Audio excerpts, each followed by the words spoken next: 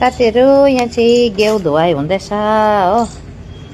सन्जुले चाहिँ गहुँ धुँदैछ, धुँदै बाल्टीमा हाल्दैछ। माटो यस्तरी धुलो निस्किन्छ नि त हो।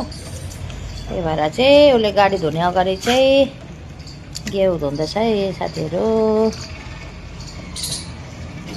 गेउ धोएर सुकायो भने चाहिँ सफा हुन्छ अरे नि त। त्यही भएर चाहिँ उसले खालि गहुँ ल्यायो भने खालि धुन्छ हो।